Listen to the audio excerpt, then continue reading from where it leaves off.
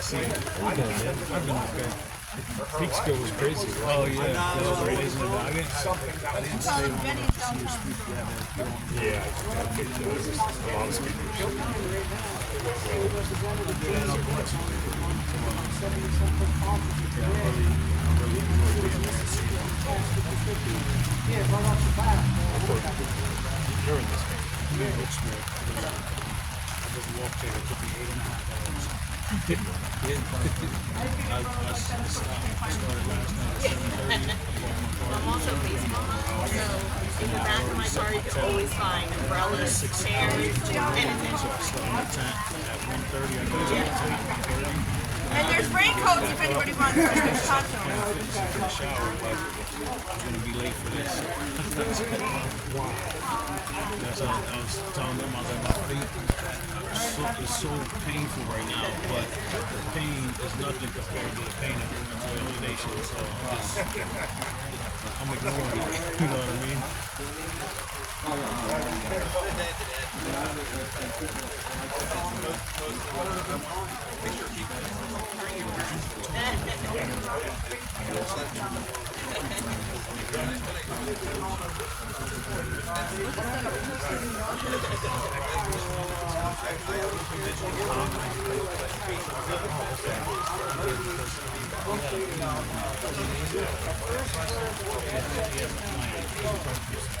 Yeah, I think he's going to be contacted.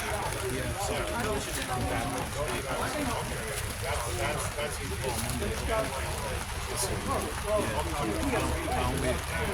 Hopefully I didn't mess up by like saying that too early because like he might, he might be like, I don't know. How'd you know?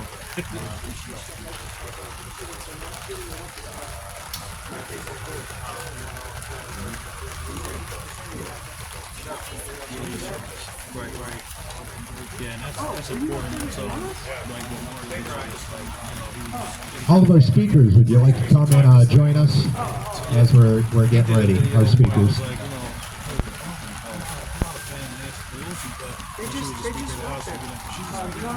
I need her. You know what I mean?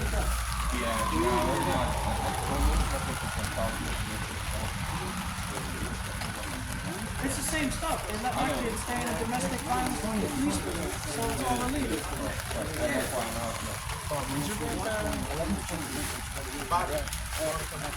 Yeah, sure.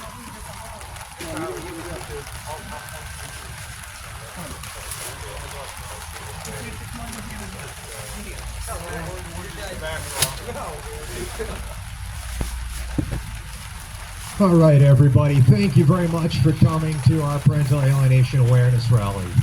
I'm Bill Ayers, State President of Pennsylvania Bikers for Justice. We started putting on this event a few years ago. Actually, I believe 2021 was our first year doing it after COVID had shut down the Parental Alienation Awareness event at the Capitol building. So we realized that this is an important issue that needed to be worked on, and the work creating awareness is important work that should be done by everybody. So we're hoping to inspire other people out there to step up and speak out for these children who are victims of crimes such as abuse, physical, sexual, and sometimes even murder. And that's why Bikers for Justice got involved in this, is seeing all the children harmed because of cases of parental alienation. At this time, I would like to introduce our Vice President, Jack Harding, to speak a little bit about our work on parental alienation. Let's give it up for Vice President Jack Harding.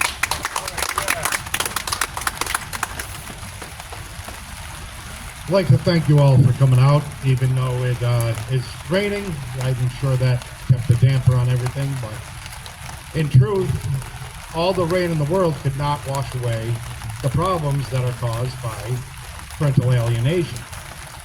I myself am a father to a child who is not mine, and that child definitely had a boost when I came into their life, and is now a full-fledged nurse, owns a home and everything, and I'm not sure where she'd be if my children didn't have me. And that being said, both parents need to be involved in each child's life.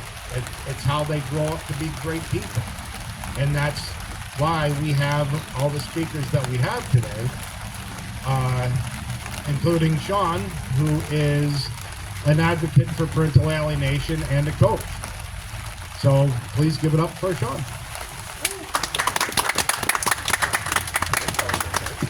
Good afternoon, everyone. Well, Mother Nature didn't get my request for the sunshine, apparently, but that's okay. I work with a lot of fathers who are experiencing, their children are having to experience parental alienation, and as a result, I always talk to them about how things don't always go the way we plan. Today would be a good example. So you have to be able to adapt and overcome, and stay strong and resilient in the face of whatever rains on your parade. Today, I originally planned this long speech, but I decided it'd be better to just cut it into something where I talk about how this affects multiple generations, and I've seen it in my own family. In 1988, I didn't know what parental alienation even was. I know that in 1985, Richard Gardner first coined the phrase parental alienation syndrome, but we didn't have the internet. It wasn't on the news. Nobody was talking about parental alienation. So for the entire 16 years that my children were growing up without me, I didn't know that they were suffering from parental alienation. I just knew that I was having a very, very difficult time being in their lives. That's really difficult on everyone involved, not to mention the children. Those boys are now 40 and 38. I've had good relationships with them since they were 18, but I only got to see them 2 or 3 times a year for 16 years, and they were told during that entire time that I was a worthless, well, I won't use the language that I was used, and they believed it for most of that time. The only thing that saved me, ironically, was that their maternal grandmother and step-grandfather took them aside when they turned 18 and explained to them that their father deeply loved them, had done everything he could to try to be in their lives. I'm deeply grateful for that moment because it allowed me to reconnect with both of them. But then I had to watch my oldest son marry somebody very much like his mother, and then go through parental alienation with his children and my grandchildren as well. We're fortunate in this day and age because we have the ability to get awareness out. There's no excuse for people to alienate children. We know that it's child abuse. So I have been teaching, advocating against parental alienation. We need to understand that it's extremely, extremely harmful to the children. I've met many children of parental alienation, including my own children and grandchildren, but there are advocates out there now, such as Taylor Ray, who I communicate with regularly, who experience it themselves, and they're now advocating as well. So we need to be out there making this something that everyone knows about, so that they don't have the excuse. Because to be honest with you, I can see how it's easy for some people to fall into it. I mean, when you're separating from someone, we tend to find excuses for why we can't be with that person. And then the person that's got the kids, it seems to be very common for that person to turn around and try to explain things. And in doing so, they attack the person that's not there anymore. And that's just not healthy for the children. Children need 2 parents involved in their lives as much as possible. Now, I work with fathers who are truck drivers, for instance, and they don't get to see their children very often. So it's absolutely critical that when they're in town and able to see their children, that they're allowed to do that. And they're encouraged to do that, rather than being told, oh, your father doesn't care about you, because every father I've worked with deeply cares about his children. I had this long story where I was going to explain the whole process and everything, but you know what? On a day like today, like I said, I just adapt and overcome, and I feel like we all need to recognize that we need to tell everybody. At the end of the day, when you meet people who talk about parental alienation, don't let the naysayers stop you.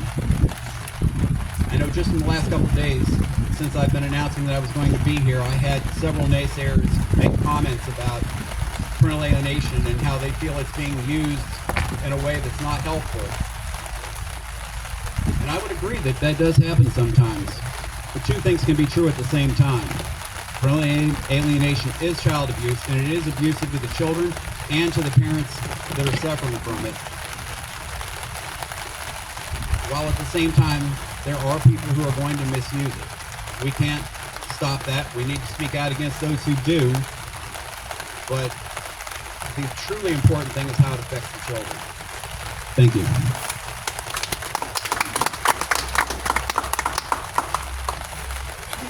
All right.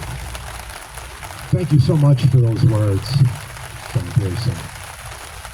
We really appreciate the work he's done. He's been a very powerful voice online through social media.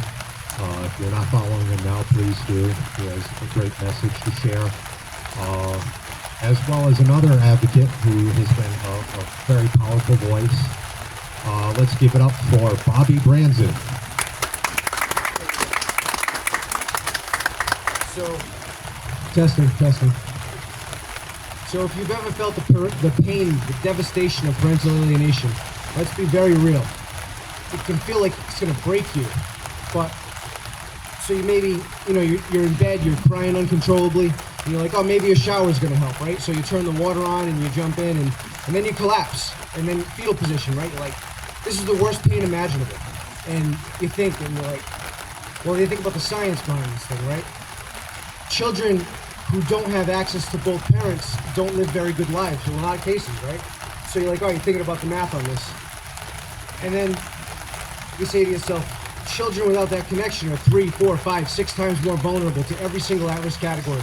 Substance abuse, mental health struggles, poverty, crime, homelessness, runaways, dropping out of school, even suicide, right? So you're like, oh my God. Then you think about that and your child, and then it could really break you because it's not just your pain, it's their pain.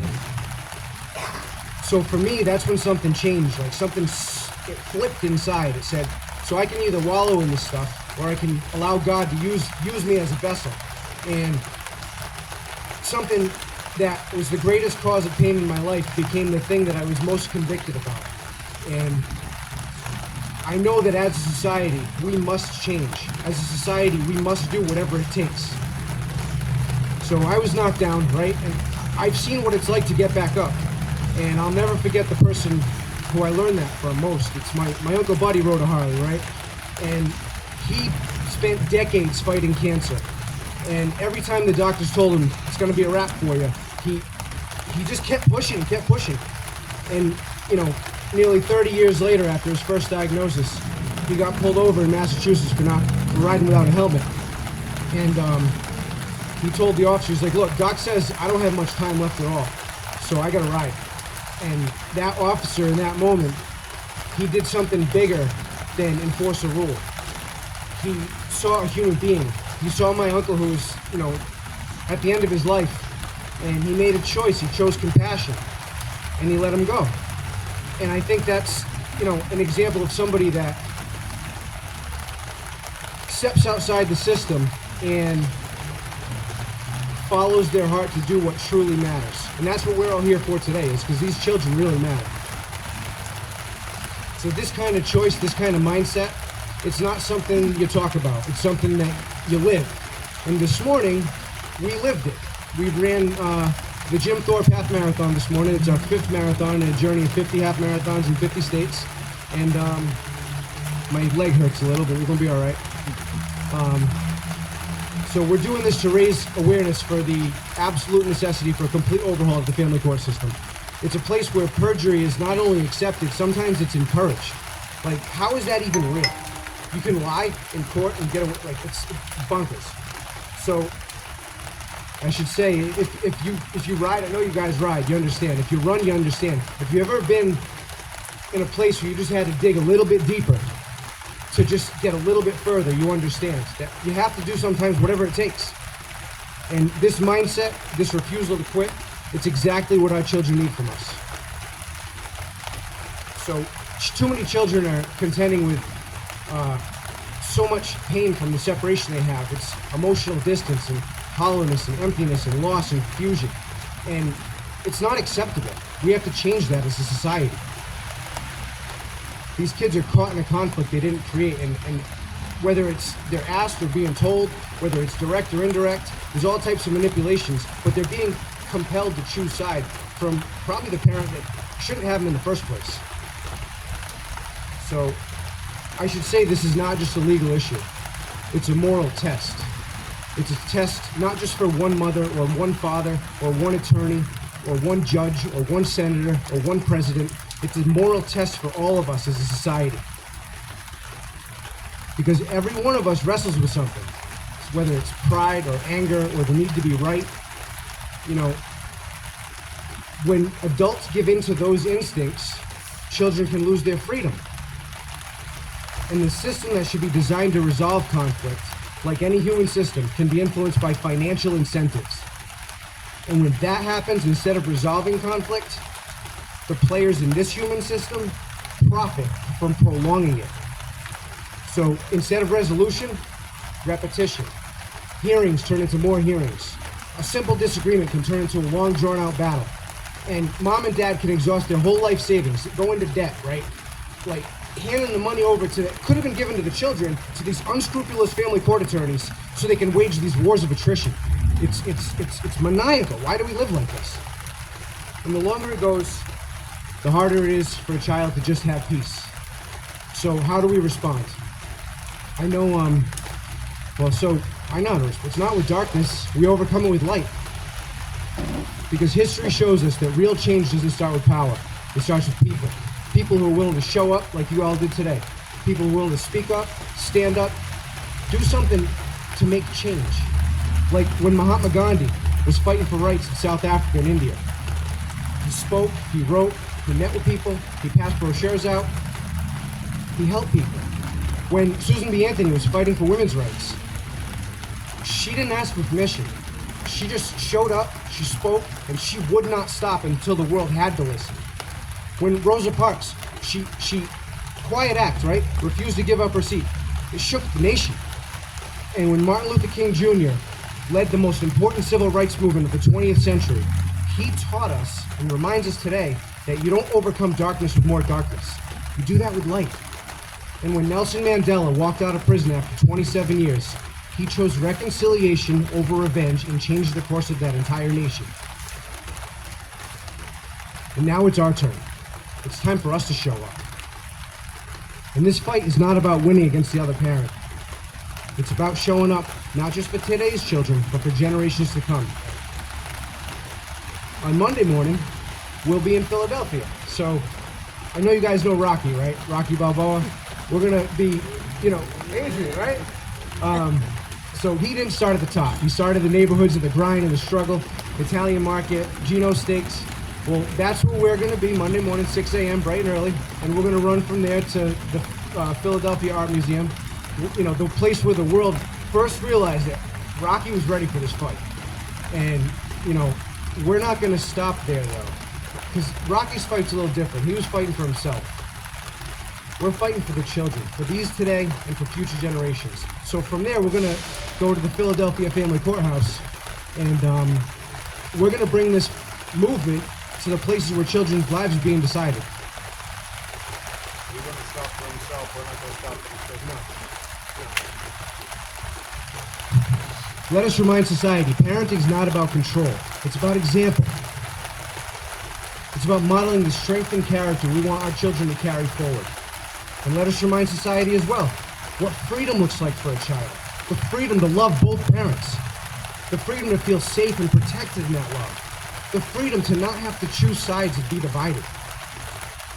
So for me and my family, this journey to freedom means something a little more, a little different, right? So we came from just outside of Boston, North Attleboro, Massachusetts, and it's in this stretch, the original 13 colonies, 250 years ago, where the seeds of liberty took root in this country. And this movement is a continuation of that liberty. A continuation of people who showed up, who spoke up, and stood up for freedom. And now it's our turn. And until we achieve victory for these children, we're not going to stop. Whether it's at your local courthouse, at your local grocery store, in your community, whatever it takes. Whatever it takes to overcome darkness with light. One mission, one message, and many roads. And now we're going to invite everyone to join us. We're actually the ones joining the fight. This fight's been going on for probably since, well, forever. You know, I'm joining the fight. But what I've done, if you visit Mothers and Fathers Truly Matter, you can download brochures that have been customized for every single family courthouse in the country with your local district rep's name and contact information and your local senator's information on it. And it's, you know, it's right there. Now we have tools that we can put in people's hands. So print them up, show up, share them, because this is how change begins. One step at a time, 1 mile at a time, one voice at a time. Because long after we're gone, it's our children who are gonna grow up in the world that we shape today. So let's shape it with courage, let's shape it with clarity, let's shape it together. Let's show up, let's speak up, and let's stand up, and let's make this world a better place for our children. I want to just say quick, I just want to say, Heavenly Father, we thank you for those who show up today, for those across the world in honor of Parental Alienation Day, in solidarity for our children. We thank you for those who serve in our courts, in our communities, in our government. Grant them clarity when the path is complex, courage when reform is needed, and compassion when children's voices are quiet but their needs are great. Guide us all to act with wisdom, humility, and love, and remind us that when we work together as one human family, justice becomes not just a duty but a shared calling. Amen. Amen. Thank you. All right, let's keep it up again for Bobby Branson making this trip out here. Very grateful to have him come out and share his advocacy work with us. You know, as I sit here, I just think about how many times I've been here, walking through those doors with children who've been victims of violence. And many of those victims were also victims of parental alienation. Walked through those doors with small children who've been abused, sometimes sexually assaulted, and it all started because a parent was able to walk through those doors and target them with false allegations, get a PFA, use that PFA to hide the abuse so the other parent was unaware that their child had marks on them from being beaten up, being kicked around, being punched, being hit. That parent was being alienated, so that little girl couldn't tell the father that mommy's new boyfriend is sexually assaulting me. It is despicable how this court has been used as a weapon to harm not only children here, but all across the state and all across this country. One of the things you hear in the conversation about parental alienation is how perjury is allowed in family court. And unfortunately, that's true. They do not hold these people accountable for lying in family court in order to alienate the parent. They do not hold these people accountable for false reports. And something needs to be about it. There needs to be some type of accountability, because that's where the alienation starts, is with that parent making false allegations against another parent, using the court as their weapon to shield that child from being able to get help from their other parent when they're being harmed. We've all been children. We know that we expect to be able to go to our parents for help when something is being done to us. We cry to mommy or cry for daddy. And many times there's children in that position that can't, because the court was misused to prevent that child from reaching out to that parent for help. And that is something that needs to be taken care of by our legislators. Our next guest is very familiar with how false allegations have been used in the court. She's been a powerful voice for advocating for these victims. Let's give a warm welcome for Rael Lapenta.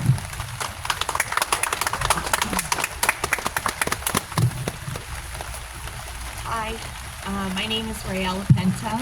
I'm a Pennsylvania resident. I am now the executive director of the Professional Alliance of Child-Centered Safety. I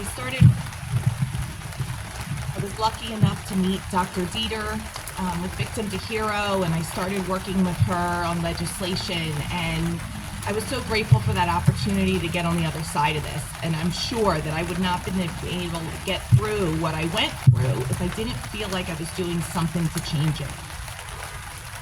So before I was any of the titles that you heard today or any of my advocacy, before speaking and before any of this, I was just a mom. And I don't say that lightly. Being a mom was my life, and it still is. I was the one that was tucking them into bed at night. I was playing dress up. We were playing trains. I was packing lunches. I was helping with homework. I was volunteering at schools. I was coaching teams. My whole world was built around my kids. And then one day, everything changed. Not gradually, not in a way I could prepare for.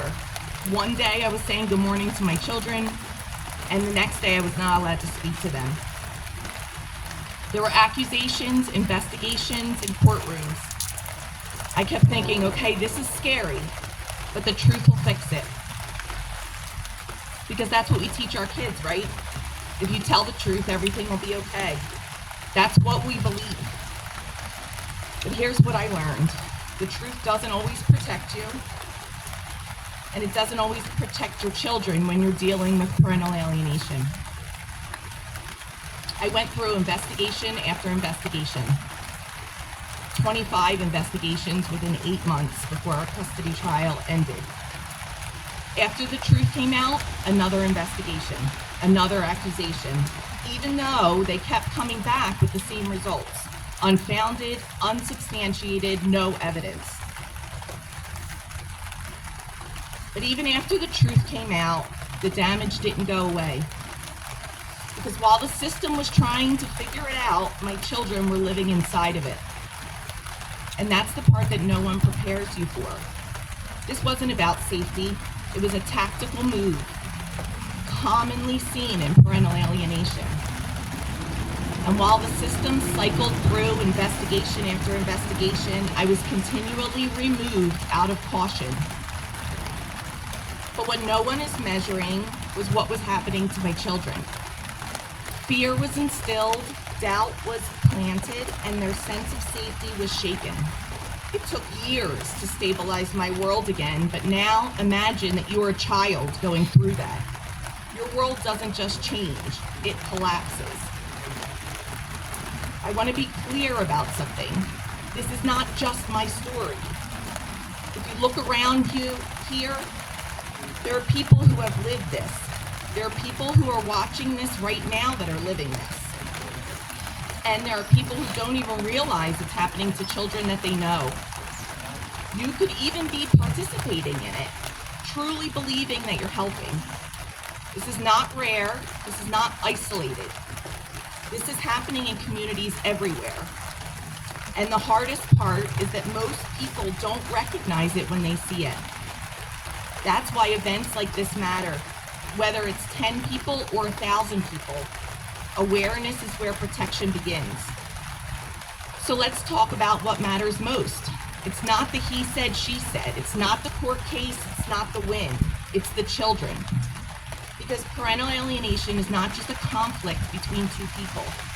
It's what happens inside a child when they're put in the middle, and we're not talking about one moment or one bad day. We're talking about a pattern that pressures a child to reject one parent and prevents them from loving two parents freely.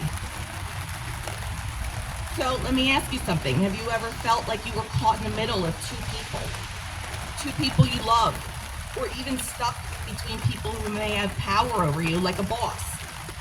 That pressure, that tension. Now imagine being a child and living in that feeling every day, being pressured to make decisions that affect your entire life. Children in this situation feel confused, guilty, anxious, and afraid. They're not freely choosing. They're being influenced and they're being coerced. And here's the truth. There is no safe choice for them in that situation. Research now shows that it isn't rare. Over 98% of young adults report experiencing at least one of these behaviors as children. And the more experienced, the higher rates of depression, post-traumatic stress, and even suicidal thoughts. Because if they love one parent, they feel like they're betraying the others. And if they reject one parent, they're rejecting a part of themselves. We don't talk about this enough. But when you take a parent out of a child's life, you don't just remove the relationship, you remove part of that child. That child is half of each parent. So they're taught your mom is bad or your dad doesn't love you. What they actually are hearing is something is wrong with them. And when we see behaviors like anger or withdrawal, defiance or anxiety, we might say that child has behavior problems, or worse, we may blame that targeted parent.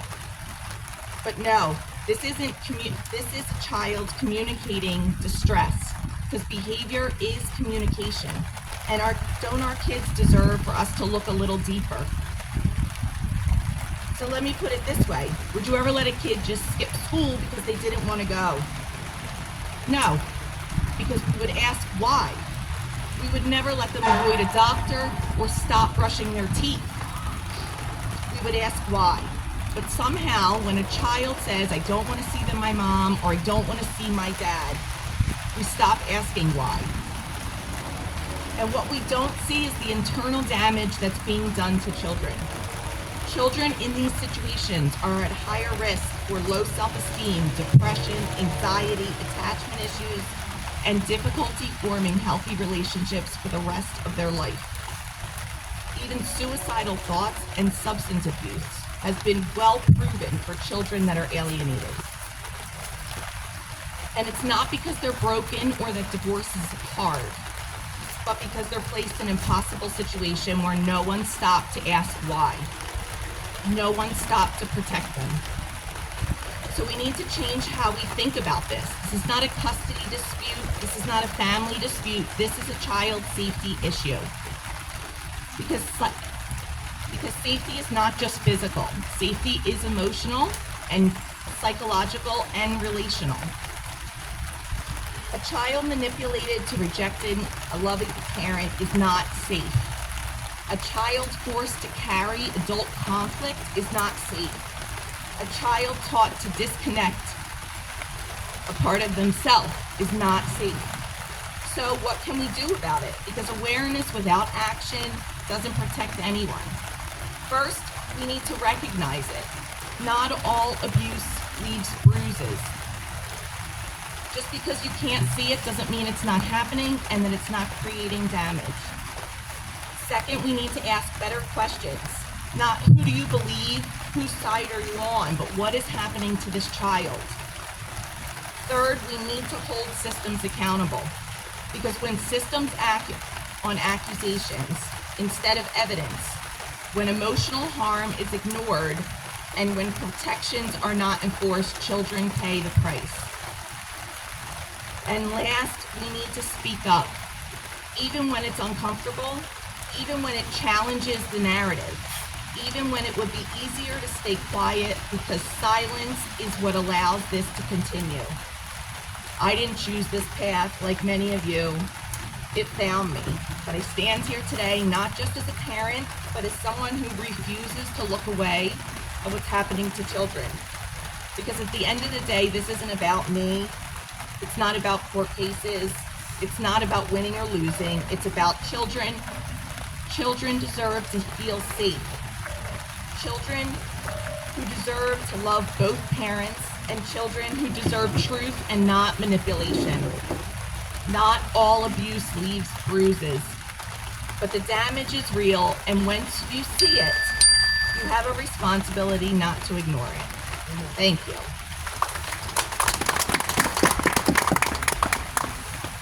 All right. Again, big applause for Elle. She has been just an inspiration on her work advocating for the victims of parental alienation. She's very active on social media. If you're not following her, her page PAX, make sure you follow that. Very good source of information. And that is what we need is information. We need to get that word out there. It's important, even as individuals, to recognize that there is a problem and to do something to create awareness about it, talk about it, show people that this problem exists and there's severe consequences that could happen to you. It could affect your family. It could affect your children. A lot of people don't realize all the consequences that they're facing. The consequences in society, we're all facing. Okay, are higher taxes because of parental alienation, higher crime rates because of parental alienation, higher substance abuse because of parental alienation. All this contributes in this storm of problems that society is dealing with, and they don't even realize a big part of it is because of parental alienation. At this time, I do want to introduce our next speaker, who's been a very powerful voice trying to create awareness of parental alienation. Let's give it up for Charlie Stecker.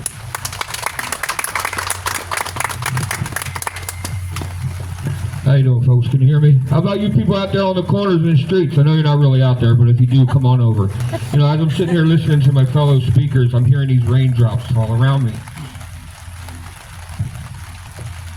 And every time that raindrop falls, it's another child's tear falling to the ground.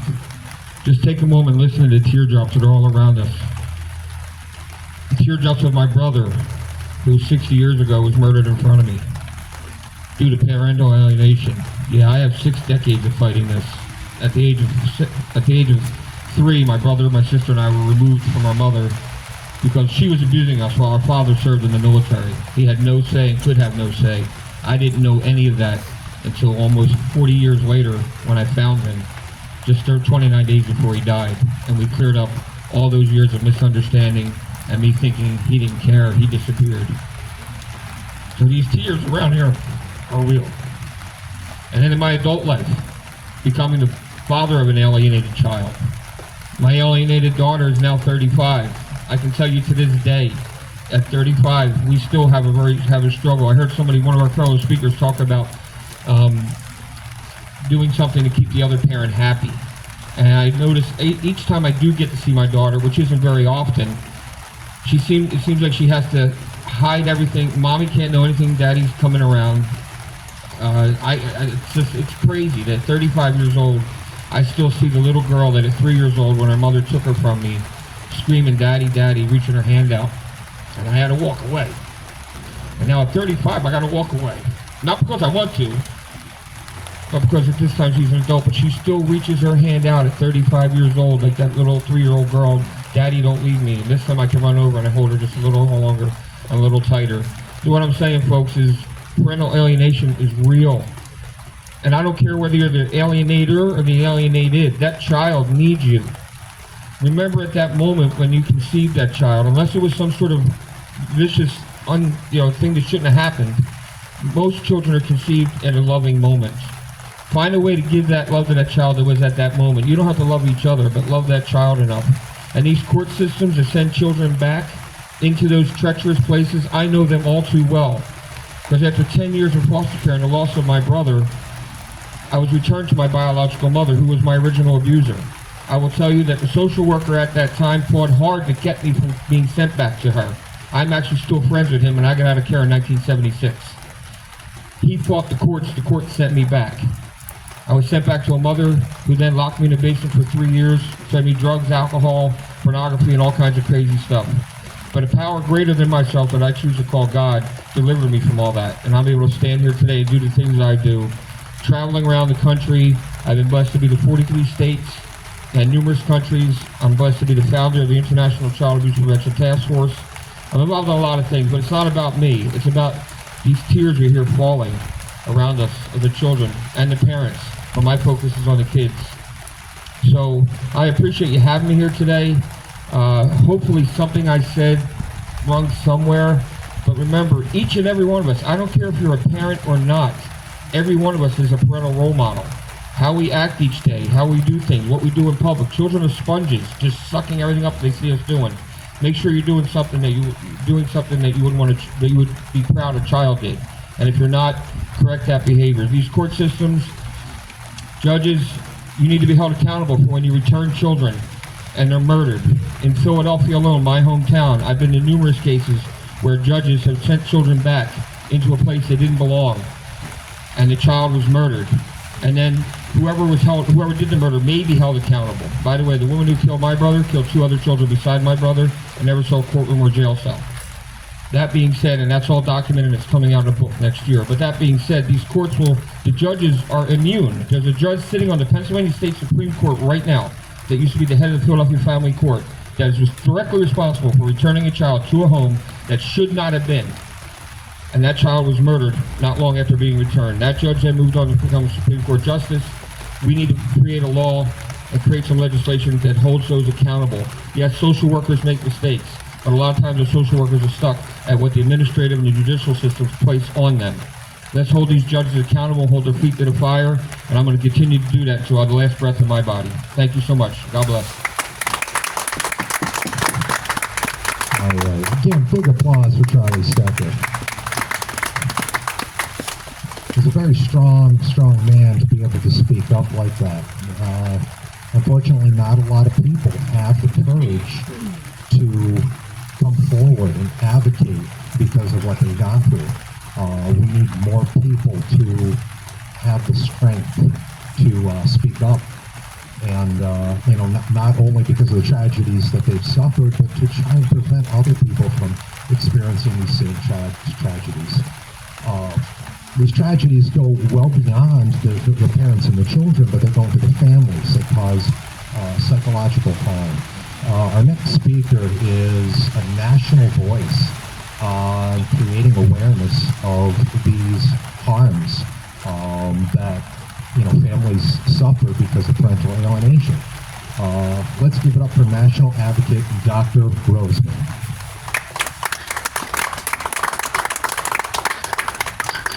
Thank you. Good afternoon, everyone. Through the weather. I think the weather is actually can you hear me, Bill? Yep, we can hear you. Oh, okay. Pardon me. Thank you. So, the weather can always be seen as a positive or negative omen, and when we're together as community, that is our strength and that is our positivity. So thank you for this opportunity. And I wanted to speak with respect to what a child may be experiencing. And we've been listening to the needs for information, education, and support, and we've heard the pain that people suffer and have tragically extremely suffered. And I myself, as an alienated father, and I chose over 20 years ago to try to turn my bitterness into lemonade, and all of us are doing the same. And So let's try to understand what children are thinking and feeling, and I like to do that through the perspective of my experience as a provider of human services. I created an agency that is based in Florida, but also now in Connecticut and Massachusetts, to build bridges, to create, rebuild child attachment through supervised visitation and family therapy. So when a child feels that they have to choose between parents, they're not making a choice. They're really losing a part of themselves.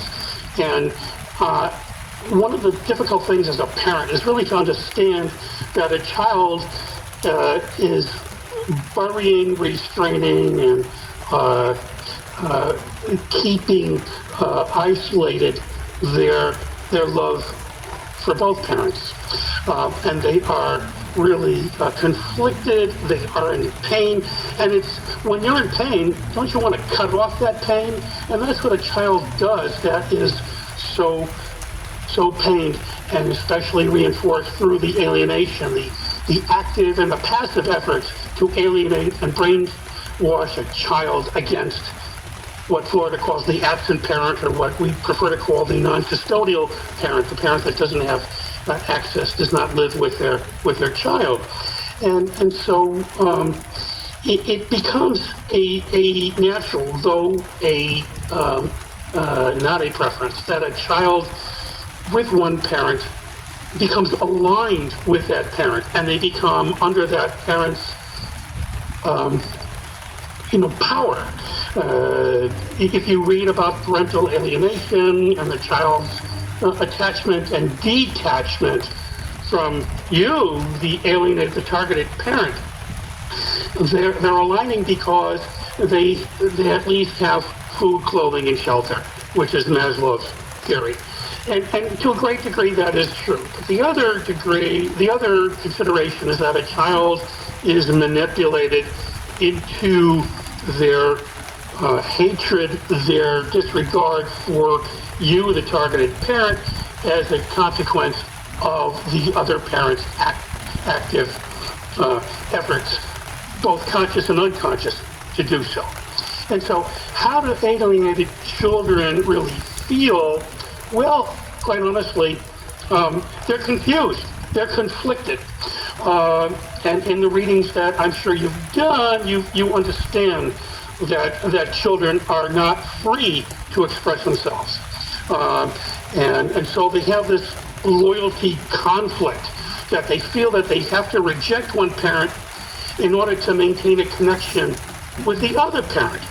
And this is kind of again, these responses, which we objectively dislike, must also realize that they are natural when they are in bondage. Because they are. They're in emotional and also physical bondage when they're separated from the targeted parent.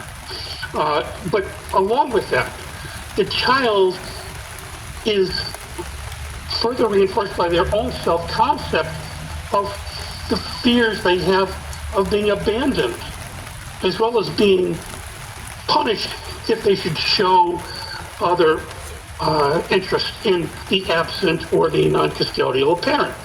And so what they do is they ask themselves or tell themselves that there's something wrong with them, that they feel that if the absent parent or the non-custodial parent is not there with them, is not seeing them in some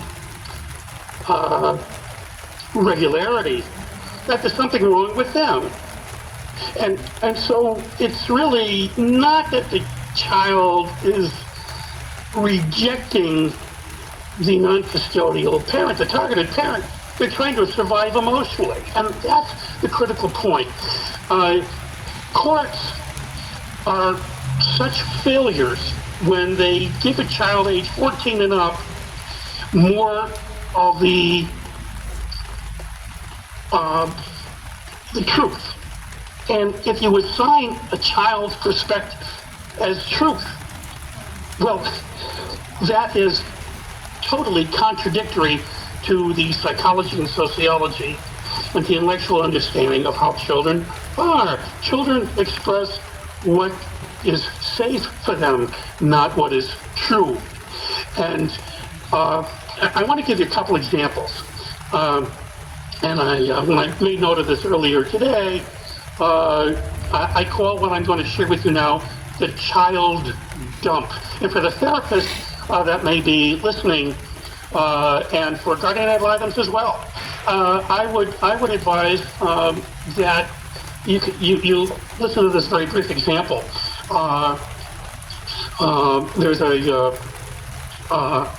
There's a procedure very seldom followed by anybody, and it's very simple.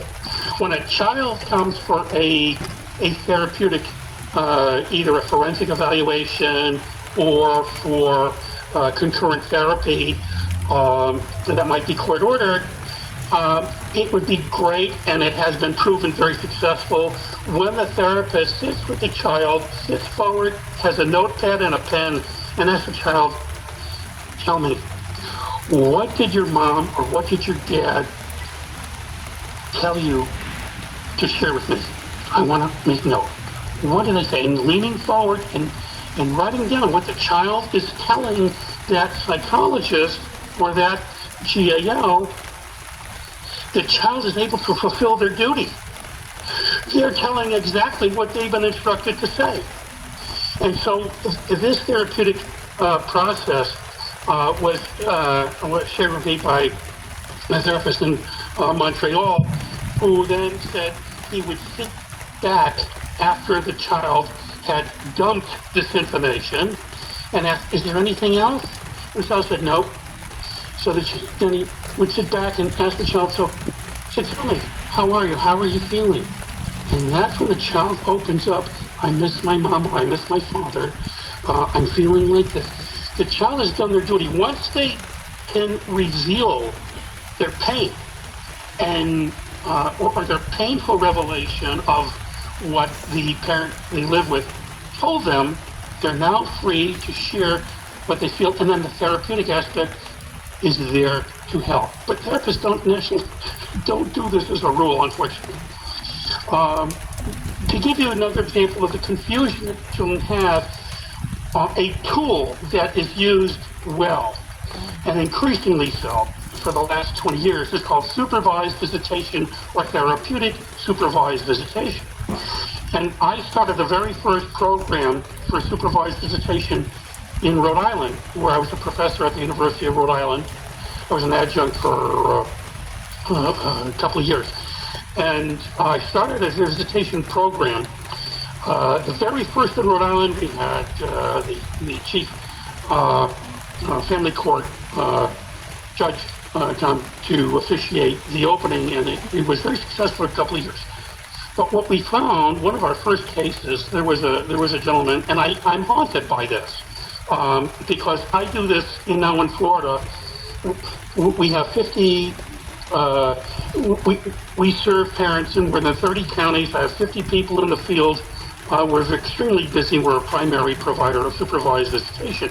But when a parent can order visitation, it's the only way that they can get the court to say, look, if the court is concerned about how my quality and depth of attachment with my child is, or the ability to demonstrate how I can nurture and parent my child, give me supervised visitation where there's a third party, neutral third party that can provide reporting of observations and be supportive in helping that attachment move forward. Well, when I started this at the University of Rhode Island, this was 25 years ago, there was a parent that, and we met with both who always do an intake, and one parent said, you know, I haven't seen my child in 2 years.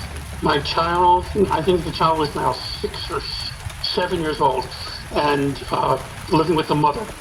And the father had tried for a long time to have visitation, finally got a court order for it, and said, and I was leading the visitation, and he said, I don't know what to expect. I'm really afraid. What do I do? And so I told him, I said, of course you love your child. That's why you fought in court to be here and to demonstrate that you do love your child, that you are a capable parent. I said, but give the child a moment.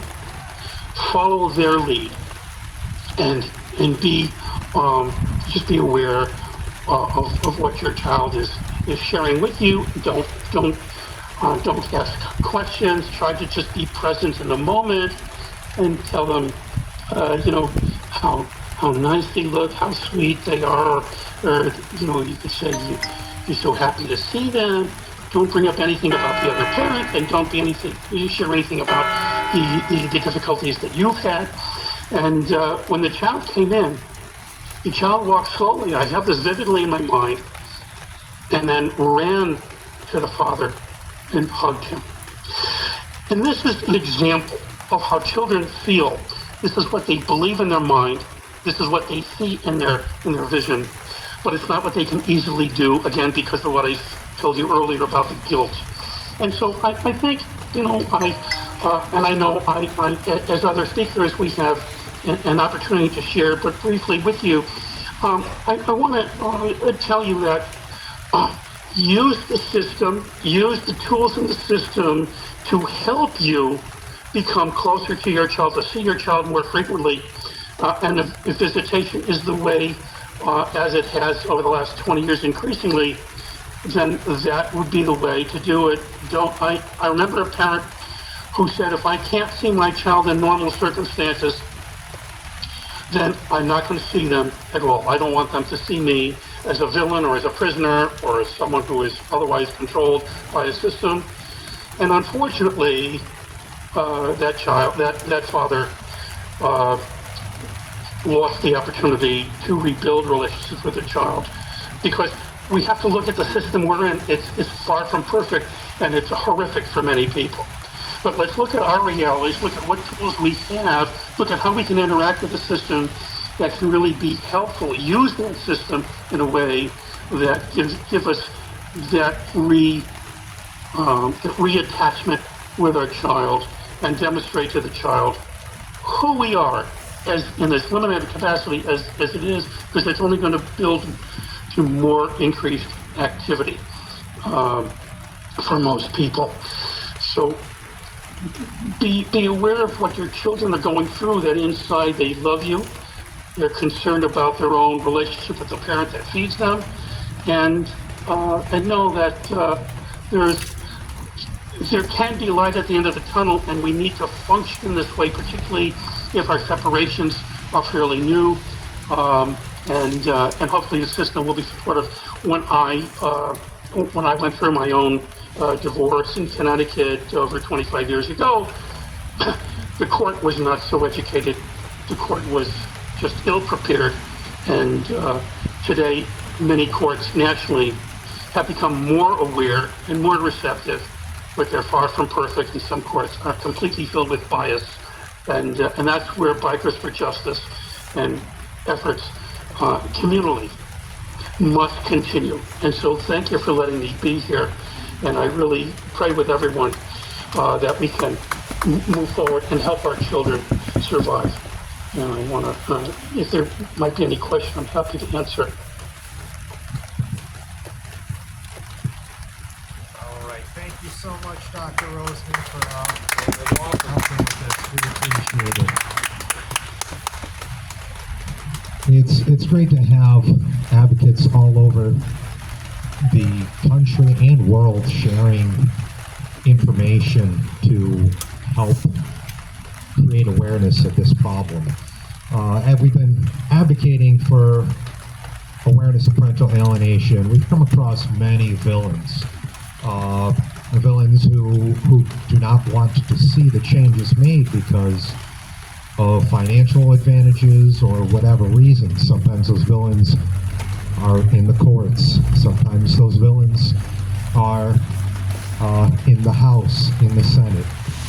But it is my pleasure to welcome one of those heroes who's been a very powerful voice on legislative efforts to combat parental alienation, Representative Flick. Please come forward. Wow.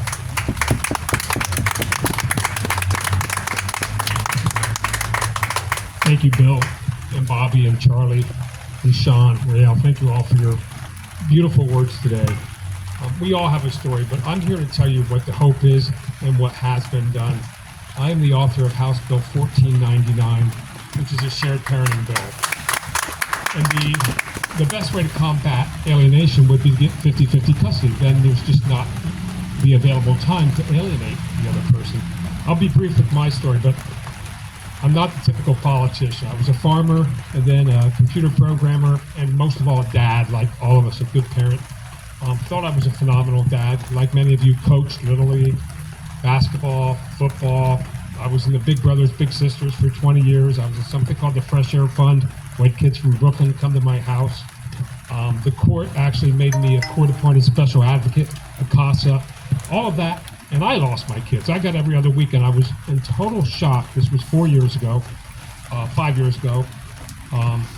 And I got out of that, struggled. I went home, I cried, lots of tears for it seemed like forever. And then I had a stroke because of you guys know what the mental health can do to you. So I had a severe stroke. It took me about 6 months to learn to walk and to learn how to talk again. And when I could do those things, I went into my state rep's office. No background in politics whatsoever. I'd never even been to a school board meeting. I'd never been to the Capitol. And I said to him, Representative, you need to do something. This is just not fair to dads and sometimes moms, but it's just not fair. I was not happy with his answer. So I just looked at him. I said, I'm going to run against you. And when your kids get kidnapped, you will do anything for your kids. So that's exactly what I did. Long story short, I won by the slimmest of margins. I found my way down Route 15 and made it to the Capitol. So for the last 4 years, I have been working with both parties. As you guys know, the one's not from Pennsylvania. Pennsylvania probably is the most purple of all states. In the House of Representatives, there's 203 of me, 102 in one party, 101 in the other party. So immediately, it is all about getting along. I started a caucus called Meet Me in the Middle that said, let's bring the Dems and let's bring the Republicans over. This is a nonpartisan issue. Kids are getting screwed on both sides of the aisle and right down the aisle. So we did that, made a lot of friendships. I didn't care if it was a Republican caucus, Democrat caucus, LGBT caucus, Black caucus, whatever. Let's work together. And we've been able to do that, and we're getting very, very close. So House Bill 1499, as it stands this very day, has 76 co-sponsors, which is unheard of. The most co-sponsors of any bill I've ever seen. 30 of them, thank you, roughly 30 of them Democrats and the rest of them Republicans. So I have reached across the aisle. And it is getting so close. We had a vote on it. If you run a bill and it fails, you can't run it again for 2 years. So typically you don't run it until you know it's going to pass. The other thing you can do is wait till there's a current bill and you run an amendment that fits on that bill. So I waited patiently until the other team ran a bill, something to do with, don't quote me on this, but and don't laugh, but I think it was a dog custody bill. These people are more interested in who gets custody of the dog than your own kids. So I attached my bill as an amendment. If an amendment fails, you can run it again the next day. You can get more sponsors. That came very close. I got 2 members of the other party to come over, and sadly 3 or 4 of my party did not, so it lost by 2 mere votes. So we've tweaked it. You got to keep working with both sides. And this Tuesday, I will meet with Judiciary on that bill. And I will say this, most people think that it goes to the House, you get the vote on the floor, it goes to the Senate, you get the vote, the governor signs it or he vetoes it. But there's a step before that. It gets submitted to a committee. This particular bill, 1499, in its simplest form says 50-50 or close to 50-50 custody if both parents are fit, capable, and loving. Somebody made a comment, maybe Bobby, about trucking. We get that. You know, if you're a truck driver or a traveling nurse, it can't always be 50-50. We're just trying to make it fair. There are exceptions. The bill has all sorts of language in there for the abusers. We've got that. We are fighting, to be blunt, the Bar Association. That is who we are fighting. And that's where the money comes into play. And that's where Title 4D comes into play. But we're getting very, very close. So we've got it back on track. I would love to see the bill get moved. I don't think it should go to Judiciary. Do you know who makes up Judiciary? Lawyers, right? I want it where it should be. The committee that I'm on, Children and Youth. That's where it should be. So I'm just here to tell you, you guys are making such an unbelievable difference. A round of applause for Mississippi, which a week ago became the 5th or 6th state to pass 50-50 custody. So when you guys are through Philadelphia, keep going south, say thank you to Mississippi. You're incredible. You guys are all incredible. So as a biker, I want to join the club if I can do that. And I really do. And this is tearful. I'm not going to be long-winded, but thank you also very much for inviting me here, Bill. Thank you. Thank you so much. We're so proud of the work that you've been doing. What we can do to help is contact our legislators and tell them to support this bill 1499.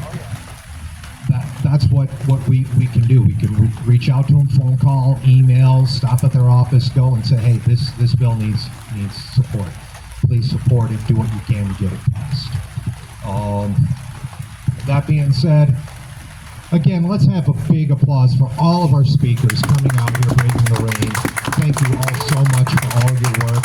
You've been an inspiration to us and so many other people that we're so happy to have this day for you to, be able to share your work and get your message out and get the work done for these victims that have experienced these tragedies because of parental alienation. So, again, thank you all so much for coming. Oh, glad. To wrap things up, our state captain, Jake O'Hayan, has been very passionate about helping victims of parental alienation. He's done some court escorts with some of those victims who end up being abused because of it and such. He's been a very, very big help in this mission. So I'm going to turn it over to him to wrap things up for us. Let's give a big hand to Jake O'Hayan. Thank you. A very true statement was made by few of the speakers. Even the sky is crying. Even the sky is crying right now.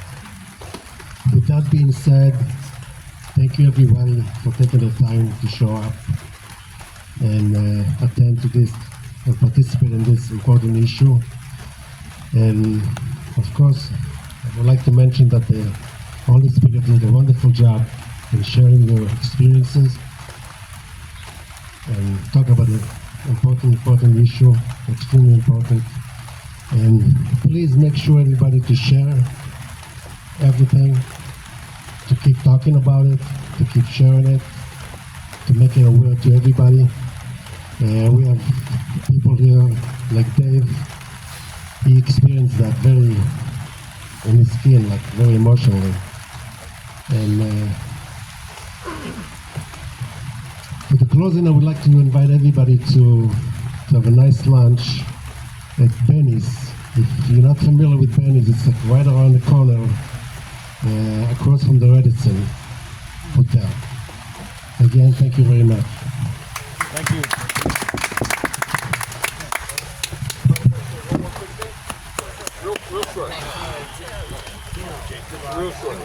Folks, I got just one more quick thing to share with everybody, both here and those watching.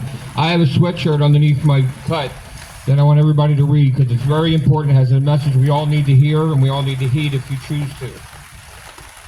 And what it says is, pray for those who prey on you.